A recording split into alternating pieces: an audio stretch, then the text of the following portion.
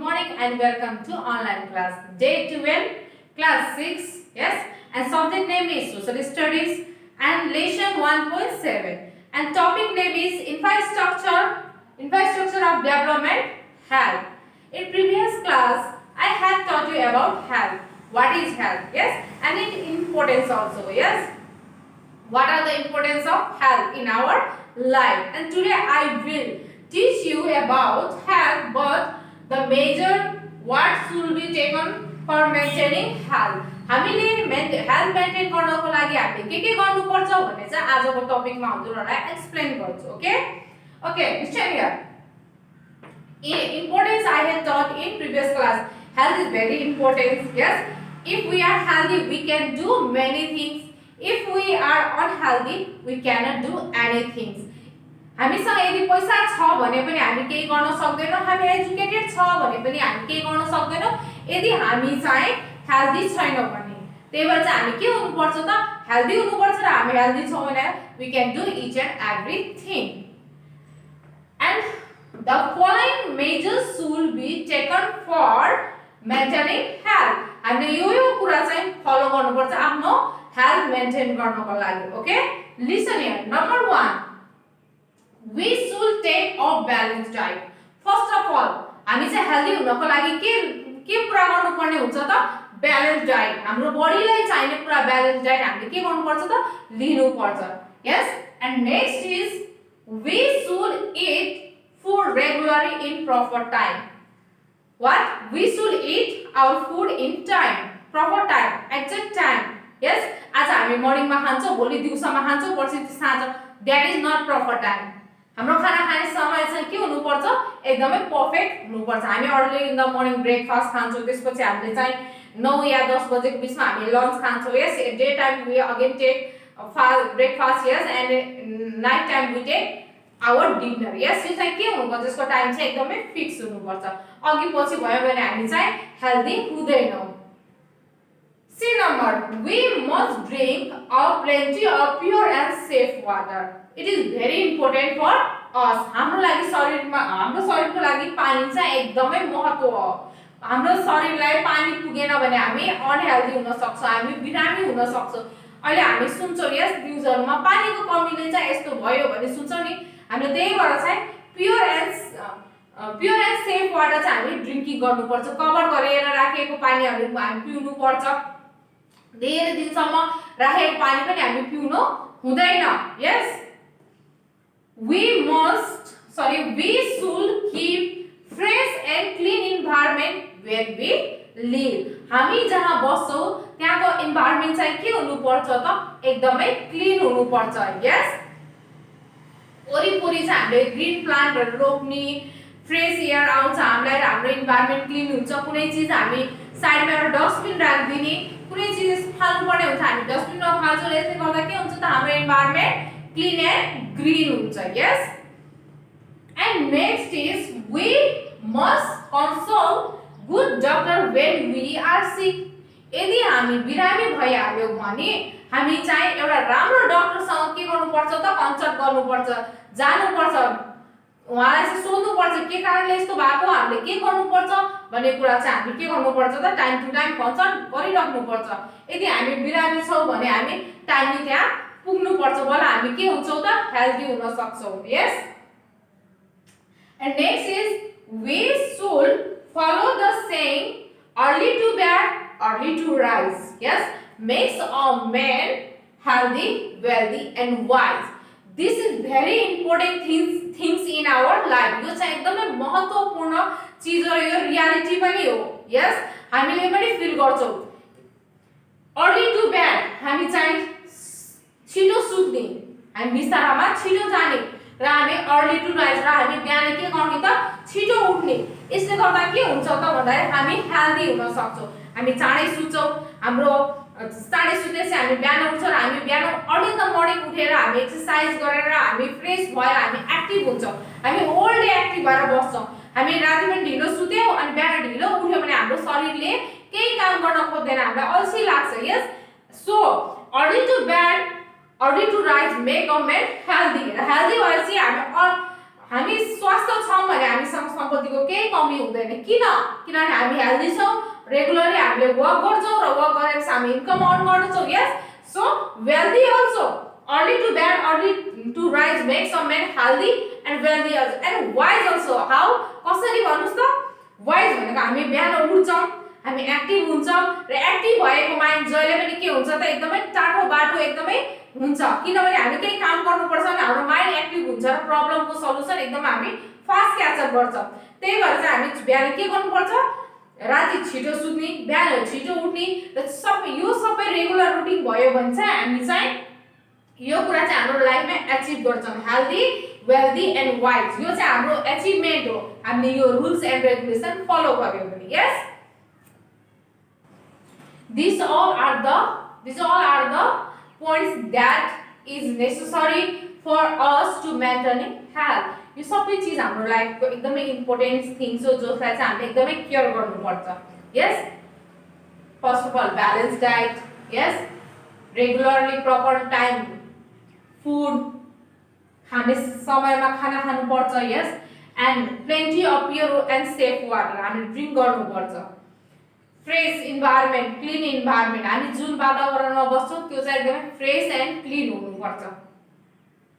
And next is that when we are sick we should conduct a good doctor, हामी चाहिँ राम्रो doctor theme पुग्नुपर्छ। and this last and most important things, early to bed, early to rise makes a man healthy, wealthy and wise. यो चाहिँ हजुरहरुको एकदमै important things हो र यो चाहिँ एक्सप्लेन गर्न सक्नुपर्छ हजुरहरुले। बुकको हेल्प लिनुस्। Yes, we have many things to take help, हामीसँग धेरै यस्ता चीजहरु छन् जहाँबाट हामीले हेल्प लिन सक्छौं। हेल्प लिनुस्, फाइन्ड आउट गर्नुस् अनि यो पुरा फुल स्टडी गर्नुस् है यसको। And next topic I am going to teach you that situation of health sector in Nepal. हाम्रो हेल्थ सेक्टर चाहिँ कस्तो छ, कस्तो कन्डिसन छ हाम्रो नेपालमा? हस्पिटल, हेल्थ पोस्ट, यस, क्लिनिकहरु कतिको छ, राम्रो छ छैन, यो totally today I will teach you. Yes, situation of health service in Nepal. हाम्रो नेपालमा हेल्थ सर्भिस कस्तो छ त? Okay, in our country Nepal health sector is not good. हाम्रो नेपालमा चाहिँ हेल्थ सेक्टर राम्रो छैन। We are very backward. Yes, poverty, literacy are deep rooted, belief have been deep rooted in our Nepal. यो कुरामा चाहिँ हामी एकदमै गहिरोमा छौं, हामी एकदमै गरिबीमा छौं, हामीसँग त्यसको नलेज छैन। यस, हामी धेरै पछाडी छौं त्यो कुरामा। हामीले चाहिँ आफ्नो इन्भाइरोमेन्टलाई कसरी क्लीन राख्ने, हामी कसरी हेल्दी हुने, कसरी हामीले सेनिटाइजेसन गरेर अगाडि बढ्ने भन्ने कुराको हामीसँग के छैन त? नलेज छैन। Yes, people are not aware of the importance of health and sanitization. हामीसँग चाहिँ यो कुराको चाहिँ के छैन त? नलेज छैन, अवेयर छैन। हामी चाहिँ जे गरे नै हुन्छ भन्ने कन्सेप्टमा अहिलेसम्म छौं। Yes, many people visit village shamans and rather than other medical doctor. हामी चाहिँ झाँक्रीहरु कहाँ, यस, लामाहरु कहाँ धेरै भिजिट गर्छौं डाक्टर भन्दा। अहिले पनि हामीमा त्यो बिलिफ चाहिँ छ। हामी चाहिँ सिक भयो, हामी चाहिँ डाक्टर कहाँ जानुपर्छ भन्ने कुरा चाहिँ अझै हामी क्लियरली कन्सेप्ट छैन। अझै पनि हामी त्यो ठाउँमा जानुपर्छ, झारफुक गर्नुपर्छ र हामी निको हुन्छ भन्ने कन्सेप्टमा बाँचिरहेका छौं। And next, many the health service provided by the nation are not sufficient to the people। जुन हाम्रो नेसनले, हाम्रो कन्ट्रीले हामीलाई प्रोवाइड गरिरहेको छ त्यो चीज पनि सफिसिएन्ट छैन। हामीले अरूमाथि डिपेन्ड छौं, अहिले पनि हामी अरूमाथि डिपेन्ड छौं। के ठुलो रोग लाग्यो भने no medicine, no facility for us. हाम्रो नेसनले यो प्रति चाहिँ धेरै कुरा चाहिँ ध्यान दिनुपर्ने छ। अझै पनि हामी अझै पनि धेरै ब्याकवर्ड छौं यो कुरामा चाहिँ। यस, and many places have no good hospitals, some places have hospital but they have no doctors। कुनै ठाउँमा हस्पिटलै छैन, कुनै ठाउँमा हस्पिटल छ भने we have not a good doctor। त्यहाँ चाहिँ हस्पिटल छ तर त्यहाँ राम्रो डाक्टर नै हुनुहुन्न। यो चीजमा चाहिँ हामी एकदमै राम्रो छैनौं के, एकदमै नराम्रो तरिकाले चाहिँ हामी अगाडि गइरहेको छौं। यत्रो धेरै हस्पिटल छ तर डाक्टर छैन। डाक्टर नभएपछि हाम्रो के काम भयो त? हामी बिरामी भएर हामीले चेकअप गर्ने कसले त? यस, and they do not have any necessary equipment। त्यहाँ चाहिँ नेसेसरी इक्विपमेन्ट पनि छैन।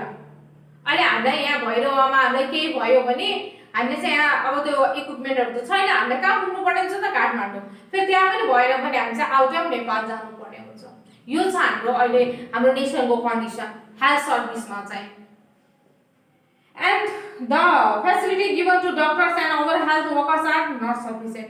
किन छैन भन्दाखेरि चाहिँ नर्स र डाक्टरले पाउनु पर्ने जुन सर्भिसहरु छन् त्यो उनीहरुमा नै सफिसिएन्ट छैन भने उनीहरुले हामीलाई कसरी गुड सर्भिस दिउ त? उनीहरुले पनि त त्यो पाउनु पर्ने चाहिँ सफिसिएन्ट भयो भने बाट उनीहरु पनि एक्टिभ भएर वर्क गर्छन् र उनीहरुले हामीलाई सफिसिएन्ट थिंग्सहरु चाहिँ प्रोवाइड गर्छन्। यदि डक्टरहरुले नै आफ्नो सफिसिएन्ट चीजहरु फ्यासिलिटीहरु पाइरहेको छैनन् भने हामीसँग कसरी पुग्नुस् त? Therefore they do not wants to go remote area, त्यही भएर चाहिँ तिनीहरु चाहिँ ब्याक एरियाहरुमा जान खोज्दैनन्। सर्ट टाउनमा चाहिँ तिनीहरुले फ्यासिलिटी दिन्छ हामीलाई, हामी बिरामी भयो भने चेकअप गरिदिन्छ, तर रिमोट एरियामा जान पर्यो भने उनीहरुलाई धेरै दुःख लाग्छ किनभने they do not get any facilities from our nation, so they do not want to go in remote area. Yes, they prefer to live in city areas as they can make extra money working in private nursing homes and clinic. किनभने city एरियामा किनलाई बस्न मन पर्छ किनभने त्यहाँ क्लिनिकमा काम गर्न पाइयो, नर्सिङहरुमा नर्सिङ हस्पिटलहरुमा चाहिँ जब गर्न पाइयो आफ्नो प्राइभेटली प्लस आफ्नो जुन जब छ त्यसमा त छँदैछ, तर रिमोट एरियामा यो फ्यासिलिटी हुँदैन र क्लिनिकबाट चाहिँ हामीले आउट इन्कमहरु अर्न गर्न सक्छौं। त्यही भएर डाक्टरहरुलाई चाहिँ सिटी एरिया नै मन पर्छ। यस, and the following table shows the present situation of health service in Nepal. अहिलेको यो प्रेजेन्ट सर्भिस हो हाम्रो नेपालमा भएको चीजहरुको डिटेल्स मैले यहाँ लेखेको छु, एकदमै ध्यान दिएर सुन्नु होला, बुझ्नु होला। यस, हस्पिटल कतिवटा छ त अहिले हाम्रो नेपालमा अवेलेबल भन्दाखेरि 94। Sub health post 3104। Yes, primary health centre 201, health assistance 7491, village health workers 3190, Covidas 394, Masika 3085.